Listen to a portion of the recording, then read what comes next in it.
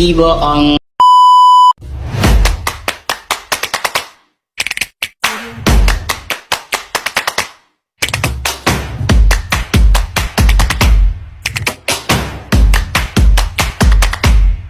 Assalamualaikum warahmatullahi wabarakatuh. Hai, perkenalkan nama saya Rofani dengan NIM 2381060024, jurusan Tadris Biologi semester 1 dari kelas A.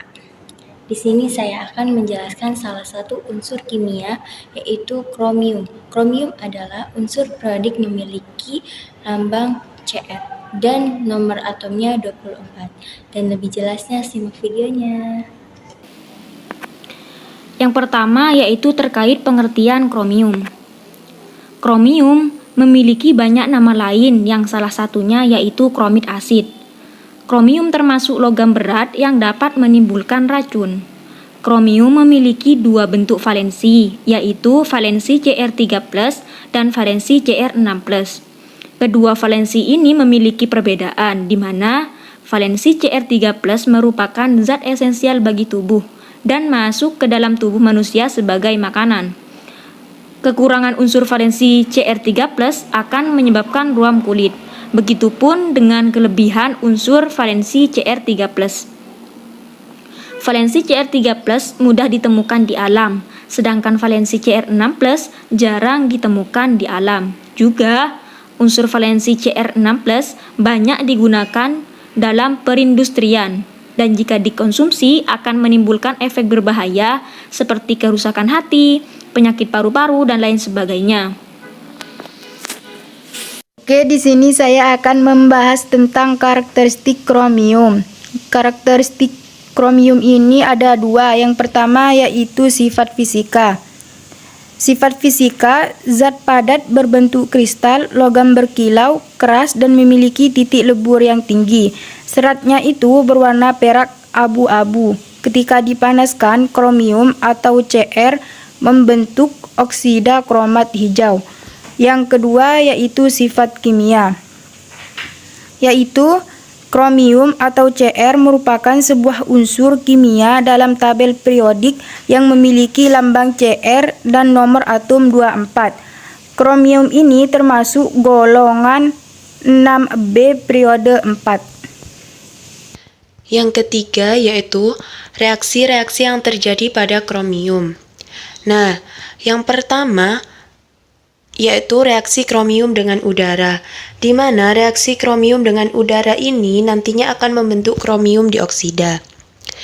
Yang kedua yaitu reaksi kromium dengan air.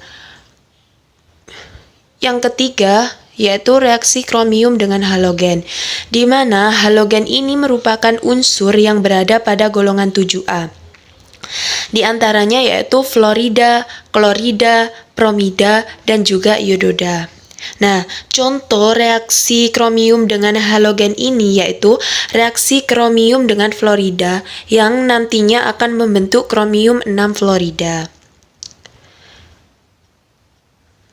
Dan yang keempat yaitu reaksi kromium dengan asam.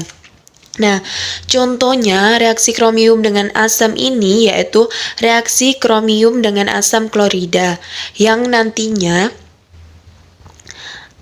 akan membentuk Cr2+ plus 2Cl- dan juga hidrogen.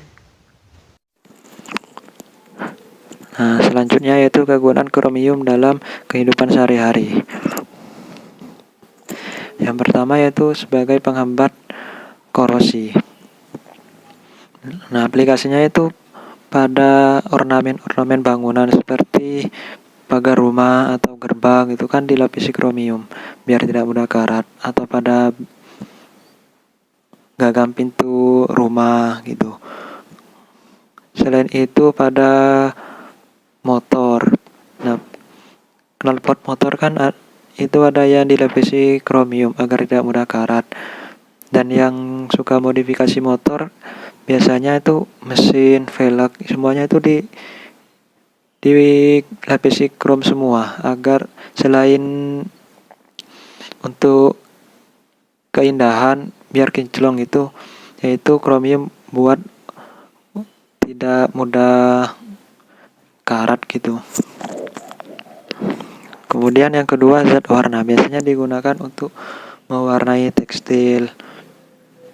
Dan yang selanjutnya itu penyamakan kulit.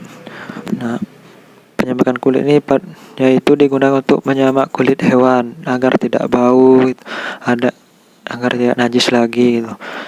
Kemudian campuran dalam pembuatan semen. Nah, kemudian itu proses pelapisan logam secara elektris, yaitu melapisi logam itu secara elektris. Kemudian baja anti karat itu untuk melapisi baja kayak stainless steel gitu. Kemudian antioksidan bagi tubuh agar tidak mudah terserang diabetes. Dan yang terakhir yaitu pengawet kayu atau bahan pembuatan cat. Nah, ini pengawet kayu itu bisa dengan dilapisi kromium atau dicat. Di bahan cat kan ada kromiumnya juga agar tidak mudah lapuk kayunya. Gitu. Saya Binti Naimah, NIM 50, akan melanjutkan materi yaitu mengenai dampak negatif kromium. Oke, dampak pertama yaitu dampak negatif kromium terhadap lingkungan. Dampaknya berupa pencemaran air, pencemaran udara, dan pencemaran tanah.